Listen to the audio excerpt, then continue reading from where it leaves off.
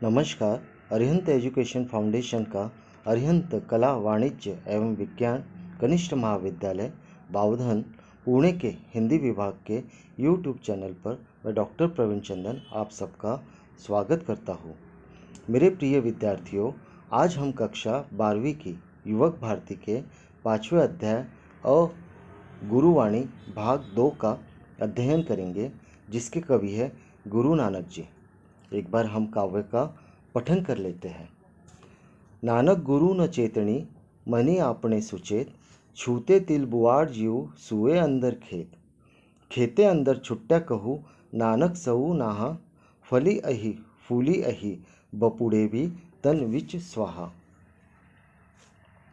जली मोह घसी मसी करी, मती कागद करी सास, भाई कलम करी चितु लेखारी, गुरु पूछी लिखू बिचारी।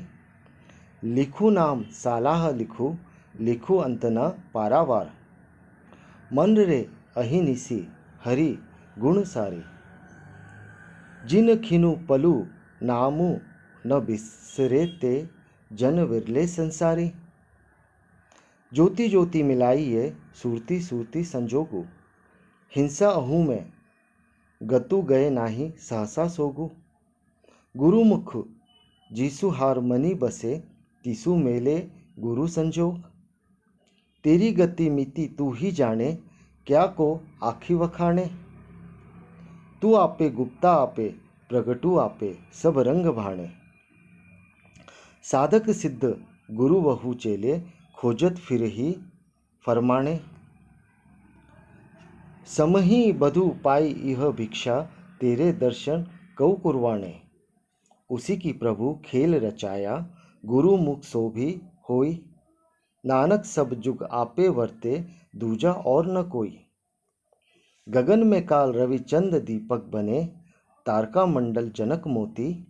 धूप मलया नील पवनु चौरो करे, सकल वनराई कुलंत ज्योति। कैसी आरती होई भवखंडवा, तोरी आरती अनाहत शब्द बाजत भैरी। यह पद गुरु ग्रंथ साहिब से लिए गए हैं। अब हम दूसरे पद की तरफ बढ़ते हैं। जल मोह घसी मसी करी, मती कागद करी सारू। जली मोह घसी मसी करी, मती कागद करी सारू। भाई कलम करी चितु लेखारी, गुरु पूछी लिखू बिचारी। भाई कलम करी चितु लेखारी, गुरु पूछी लिखू बेचारी। लिखू नाम सालाह लिखू, लिखू अंत न पारावार। लिखू नाम सालाह लिखू, लिखू अंत न पारावार। अब कठिन शब्दार्थ जान लेते हैं। जली यानी जलाकर, घसी यानी घिस कर, मसी यानी स्याही, सारू का अर्थ होगा बढ़िया, पूछी यानी पूछ कर, पारावार यानी आर पार। अब हम व्याख्या की तरफ बढ़ते हैं। गुरु नानक जी कहते हैं कि मनुष्य ने अपनी सारी मोह माया और प्रेम को इस तरह घिस लेना चाहिए कि उसकी स्याही बन जाए। बुद्धि को कागज बना लो और प्रेम को कलम बनाकर अपने मन यानी चित्त को लेखक बना लो और लेखन का कार्य प्रारंभ करो।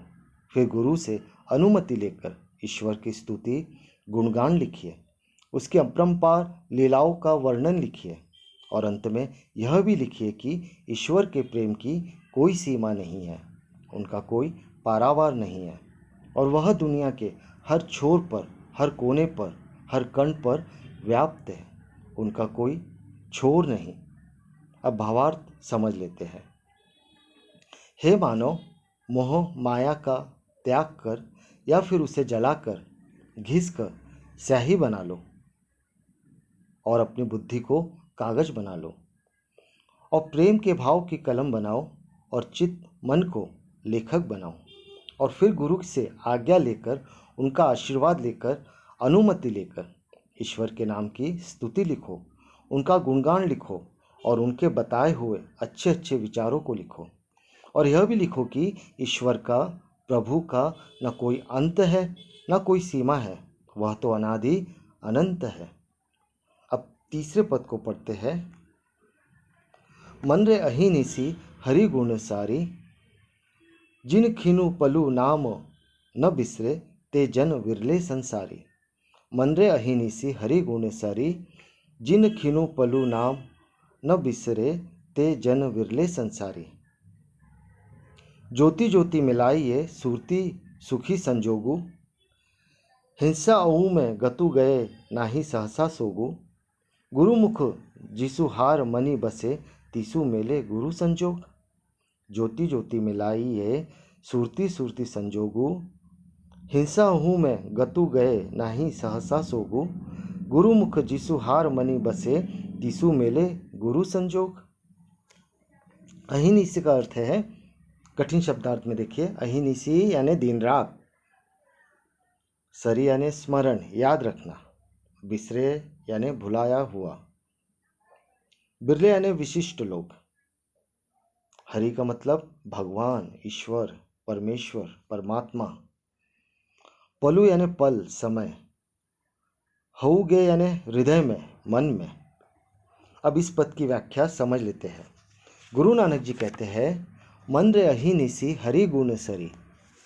हे मन, तू दिन रात ईश्वर के नाम का जप कर, उसका स्मरण करते रहे और उसे हमेशा याद कर। जिन खिनु पलु नामु न बिसरे ते तन विरले संसारी। संसार में ऐसे मनुष्य बहुत कम हैं जो हर समय ईश्वर का स्मरण करते होंगे, उनके नाम का जप सदा करते होंगे। ज्योति ज्योति मिलाई ये सुरती सुरती संजोगु।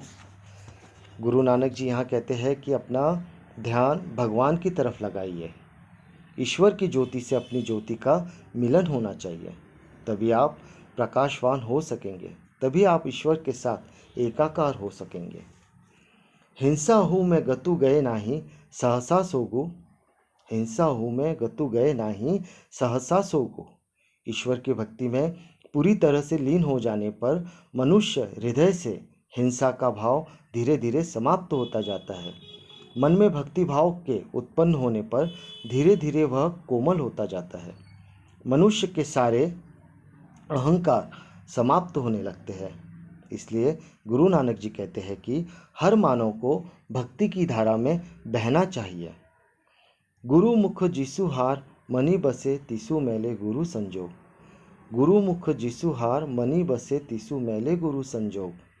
जिस भक्त के मन और हृदय में हमेशा ईश्वर के प्रति भक्ति सदैव जागृत रहती है, जो सदैव दिन रात ईश्वर का गुणगान करते हैं, ऐसे भक्तों को हमेशा सिद्ध गुरु प्राप्त होते हैं, जो उन्हें ईश्वर के दर्शन साक्षात्कार करवाते हैं। अब इस पद का भावार्थ जान लेते हैं। हे मन, तू दिन रात ईश्वर के नाम का जप कर, उसका सदैव स्मरण कर और हर पल उसे याद कर। इस संसार में प्रभु को हर समय याद और स्मरण करने वाले, उसका सदैव जाप करने वाले भक्त बहुत कम मिलेंगे, बिरले ही मिलेंगे। यह लोग कभी भी ईश्वर का स्मरण नहीं भूलते। गुरु नानक जी कहते हैं कि तुम अपना सारा ध्यान उससे एकात्म होने में लगाओ, उससे एकाकार हो जाओ, उसकी ज्योति में अपने आप को समाहित कर लो और स्वयं को प्रकाशित कर लो। उसकी भक्ति में लीन हो जाने से मनुष्य की हिंसक प्रवृत्ति समाप्त होती है, अहंकार और घमंड समाप्त होते हैं और हृदय निर्मल होता जाता है। जो मनुष्य अपने हृदय में ईश्वर को बसा लेता है और उसका जाप सदैव चालू रखता है और गुरु के मार्गदर्शन में साधना और सेवा करता है, तो गुरु उसे परमात्मा के दर्शन कराने का सौभाग्य देते हैं। अब चौथे पद को पढ़ते हैं। तेरी गति मीति तू ही जाने, क्या को अखी बखाने। तेरी गति मीति तू ही जाने, क्या को अखी वखाने। तू आपे गुप्ता आपे प्रकटू, आपे सब रंग भाणे। साधक सिद्ध गुरु वहु चेले, खोजत फिर ही फरमाने। समही बधु पाई यह भिक्षा, तेरे दर्शन कऊ कुरवाणे। साधक सिद्ध गुरु वहु चेले, खोजत फिर ही फरमाने। समही बधु पाई यह भिक्षा, तेरे दर्शन कऊ कुरवाणे। उसी की प्रभु खेल रचाया, गुरु मुख सो भी होई। नानक सब जुग आपे वर्ते, दूजा और न कोई। उसी की प्रभु खेल रचाया, गुरु मुख सो भी होई। नानक सब जुग आपे वर्ते दूजा और न कोई। अब कठिन शब्दार्थ देखते हैं।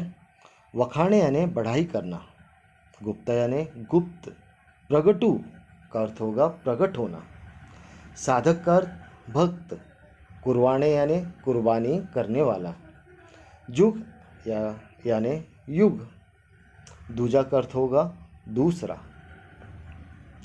तेरी गति मिति तू ही जाने, क्या को अखी वखाणे।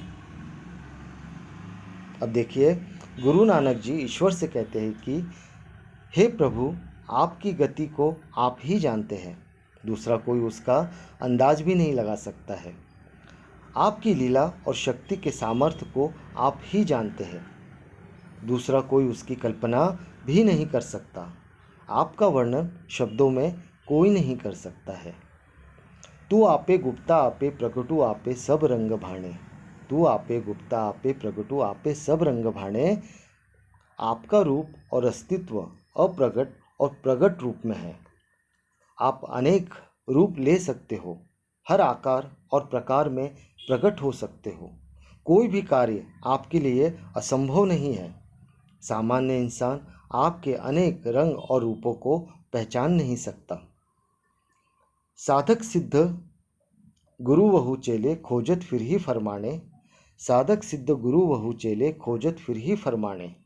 इस दुनिया में बहुत से गुरु और साधक परमात्मा को खोजते रहते हैं, ढूंढते रहते हैं और सारी दुनिया में भटकते रहते हैं। उनकी सारी उम्र निकल जाती है, पर परमात्मा के दर्शन उन्हें नहीं हो पाते। ईश्वर का दर्शन करना इतना आसान नहीं है। समही बधु पाई यह भिक्षा तेरे दर्शन कौ कुर्बाने। समही बधु पाई यह भिक्षा तेरे दर्शन कौ कुर्बाने।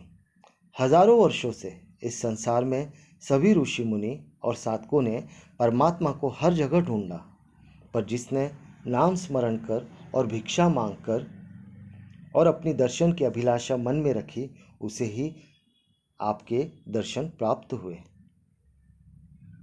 उसी की प्रभु खेल रचाया गुरुमुख सो भी होई। उसी की प्रभु खेल रचाया गुरुमुख सो भी होई।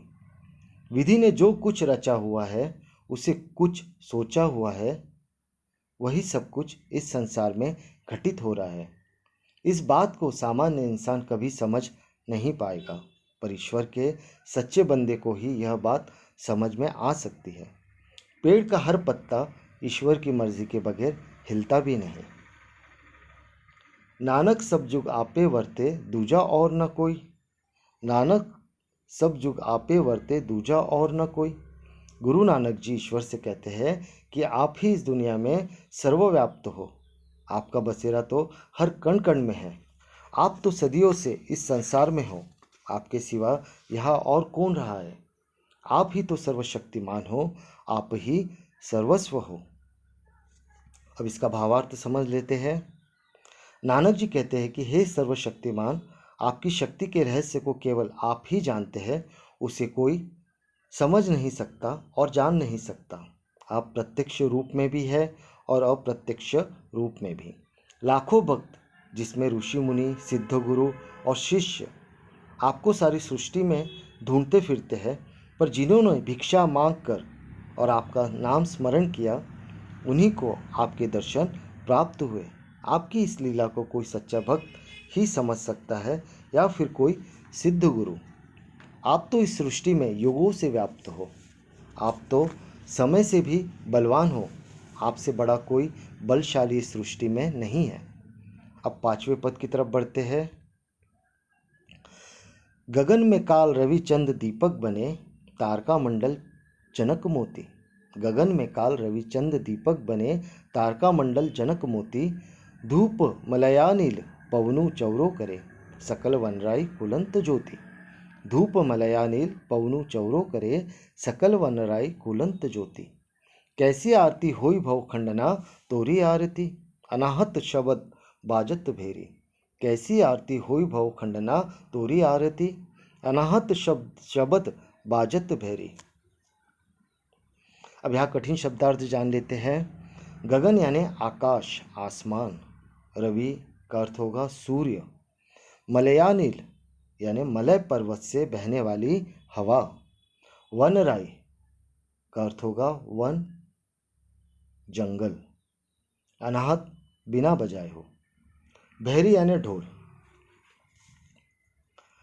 गगन में काल रवि चंद दीपक बने, गगन में काल रवि चंद दीपक बने। गुरु नानक जी कह रहे हैं कि यहाँ पर गगन का आकार आरती की थाली के समान है। सूर्य और चंद्रमा दीपक बनकर प्रकाश फैला रहे हैं। तारका मंडल जनक मोती, तारका मंडल जनक मोती।